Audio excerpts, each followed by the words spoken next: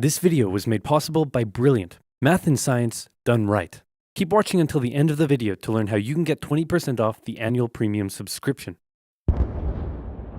Washington's butt was sufficiently kicked. Winter was here. His troops' morale was low, some just up and left. Washington needed to do something, anything to restore faith in the revolution. The British had spread throughout New Jersey and settled in for a winter of drinking cider and partying hard. Nobody expected an attack in the winter, so Washington started making plans for an attack in the winter. The British had hired a large force of Hessian mercenaries from the German states of Hesse-Kassel and Hesse-Hanau to fight the rebels. It was these mercenaries that were stationed across the Delaware River from Washington and his army. And there were more Hessian reinforcements incoming, but they made an unscheduled stop because their commander got thirsty. No, not that kind of thirsty.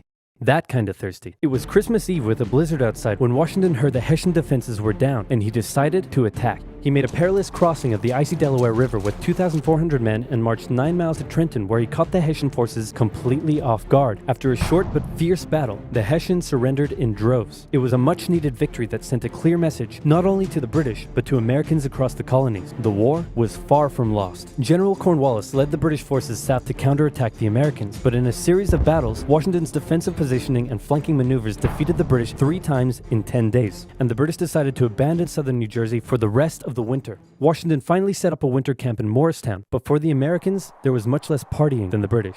Elsewhere, the British had taken Newport, Rhode Island, because it was a good naval base. In the south, they failed to take Charleston, South Carolina, which left British loyalists unsupported and vulnerable to more harassment and even mass expulsion. Congress sent Benjamin Franklin to France on a mission to convince them to join the war, and while the French generally loved any opportunity to hoodwink the Brits, they didn't want to join unless it was a sure win. So for now, Franklin spent his days chilling out and chasing tail. The British Parliament couldn't believe the war wasn't over yet, and the pressure was on to end it. So the British came up with a plan. General Burgoyne in Montreal and General William Howe in New York would advance through the Hudson Valley and meet in the middle, splitting the colonies in two, and thus screwing over the American communication lines. Burgoyne began his movement south, and after taking Fort Ticonderoga quite easily, he then came across heavy American resistance, so he sent Howe a dingle-dongle asking if he'd be showing up anytime soon. Meanwhile, Howe had completely abandoned the plan and gone for all-out personal glory by capturing the American capital, Philadelphia. He defeated Washington and his army at Brandywine Creek by using the old hit him with a decoy and flank him from behind tactic, and Philadelphia was now in British hands, forcing Congress to escape to York. But Burgoyne was left on his own to face the ever-increasing American force in Saratoga.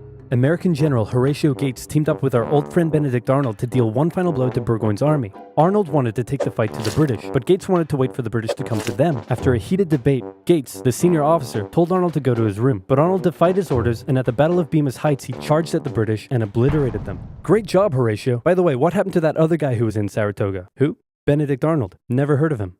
Ouch. Hey George, didn't I do a great job? Taking Philadelphia and all? Didn't I? You're fired. Both Burgoyne and Howe returned to Great Britain, leaving British General Henry Clinton to take charge of the war. And the war was about to take a nasty turn, because with the victory at Saratoga, the French were finally ready to join the Americans. Alright Benny, we're in. Hey, isn't this kind of funny? You know, because you're a republic trying to overthrow an absolute monarchy, and I'm an absolute monarchy helping you? Like, could you imagine if your revolution inspired my people to revolt against me, and then they imprisoned me and all my family? And they chopped all of our heads off? Could you imagine? That's called foreshadowing.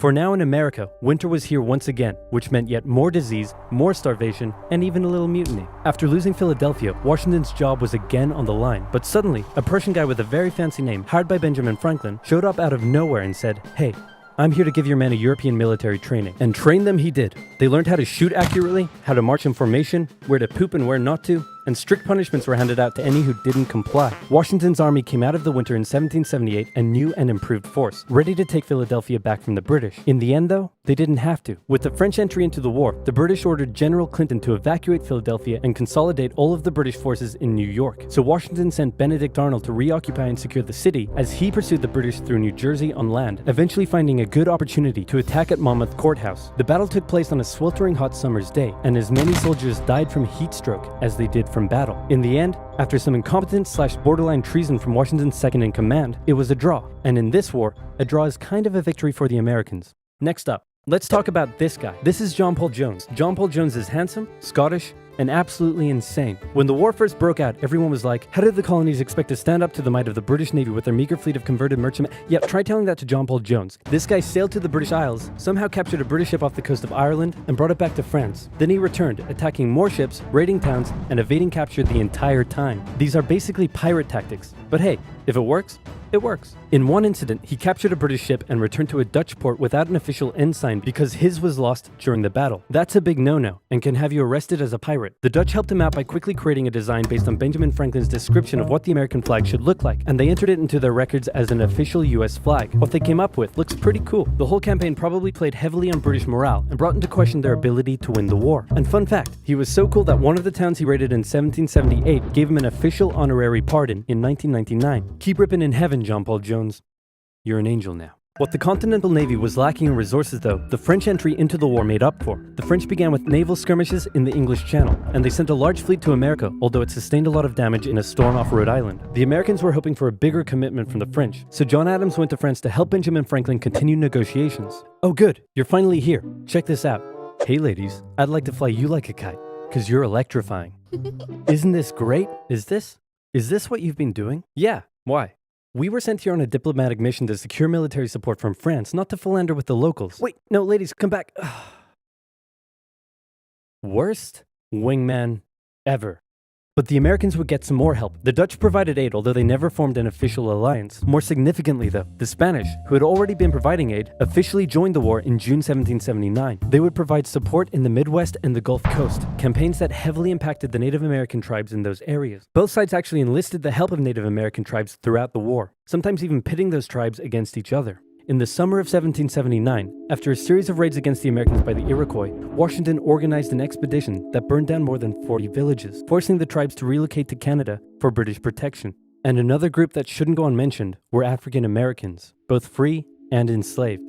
They joined both sides of the war, hoping to gain their freedom. But afterwards, many were simply returned to slavery, particularly those who had fought for the Americans. Despite owning slaves himself, Jefferson had written a condemnation of slavery in the Declaration of Independence, but out of fear of offending the southern colonies, this was removed from the final draft. For the same reason, the American Army stopped enlisting African American men in 1775, a policy that Washington, a slave owner himself, supported. But they were forced to reverse the policy after the British promised freedom to any slaves who joined them. In general, you stood a better chance of gaining freedom if you fought for the British. However, even those that left with the British after the war suffered mistreatment and discrimination in their new lives outside of America.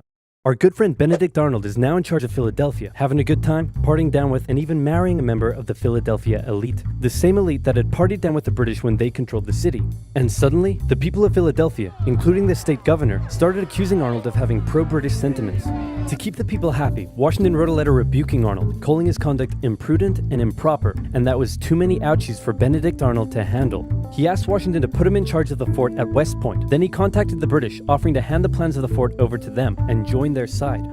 Our good friend Benedict Arnold is our good friend no more. Luckily, the treasonous plans were discovered on a captured British officer, but Arnold managed to escape before he was arrested. As a British brigadier general, he would go on to lead raids against American cities, most notably his raid of Richmond, Virginia in 1781. His betrayal shook George Washington, who had once again set up camp at Morristown. His leadership somehow held the Continental Army together through the harshest winter of the war.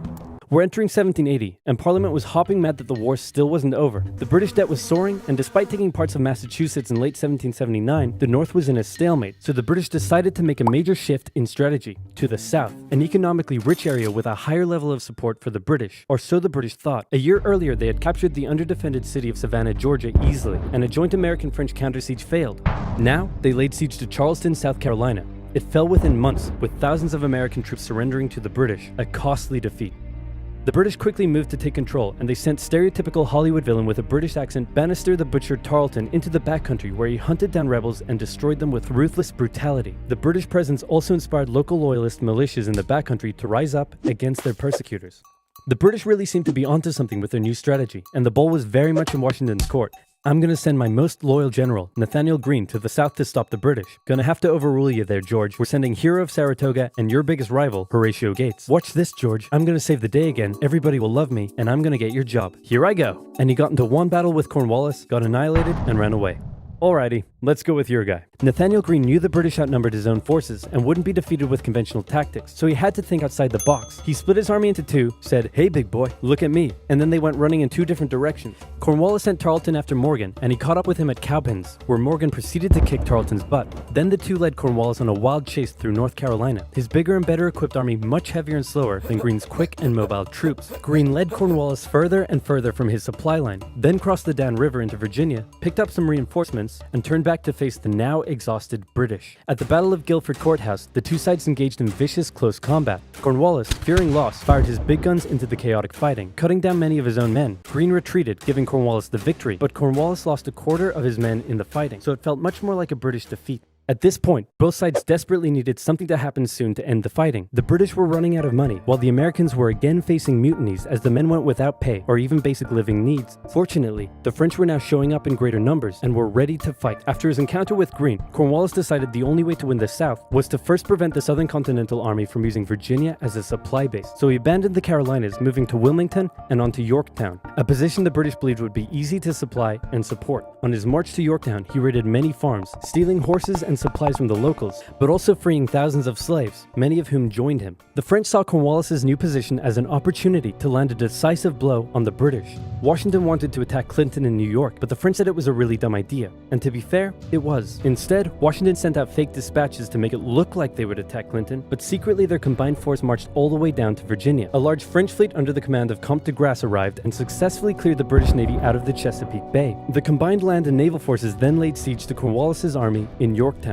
The American and French forces tightened in around the city, raining artillery down on Cornwallis, who desperately appealed to Clinton for aid, but Clinton was unusually chilled out about the whole thing. Cornwallis held out for nearly a month before he had no choice but to surrender. Over 7,000 British troops were captured, a crushing defeat, and with that, Parliament had reached the end of its rope. The war just wasn't worth it, and it needed to end now. The British still held New York, Charleston, and Savannah, but fighting between the two sides mostly ceased as peace negotiations opened up in Paris. The resulting treaty in 1783 saw Great Britain remove its troops from American soil, recognize U.S. independence, and cede territory up to the Mississippi River. In return, the Americans agreed to pay any debt still owed to Britain and gave fair treatment to any colonists who had remained loyal to the crown. The Spanish got Florida, while the French got an economic crisis that led to its own revolution a decade later. Washington retired to his home in Mount Vernon, wishing his men farewell by saying, "I most devoutly wish that your latter days may be as prosperous and happy as your former ones have been glorious and honorable." He hoped to live out the rest of his days in peace, but unfortunately for him, a number of people wanted him to be the first leader of the new country, and by a number of people, I mean literally everyone. The first election campaign in American history was basically a grassroots effort to convince Washington to accept the office. He was sworn in on April 30th, 1789, and he himself established many of the standards and limitations of what the American leader should be. First of all, there was debate on what he should be called. Is he a king? Is he our glorious leader? In the end, they went for a word that at the time was pretty modest.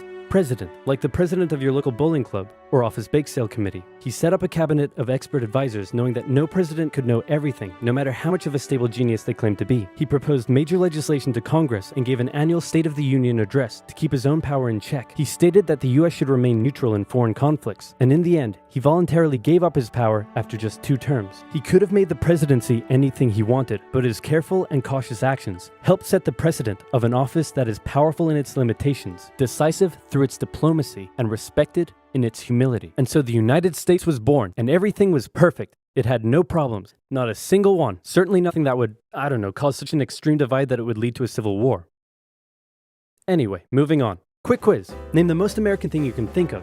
Baseball? Bald Eagles? Calling the winner of an America-only sports tournament world champions? Or maybe math and science? Wait, math and science? That's right. If you didn't know, science is as American as combining chicken with waffles. And don't just take my word for it, ask Thomas Jefferson. Of course, to do that you would need a time machine, and that would take some math and a lot of science. If you want to deeply understand math and science, say you want to calculate the age of the universe, take a crack at special relativity, or just train your critical thinking with some fun logic puzzles, then you've got to check out Brilliant. Brilliant guides you through a whole host of fascinating topics by breaking them down and getting you to actively solve problems in an experience that is interactive, addictive, and so easy to understand.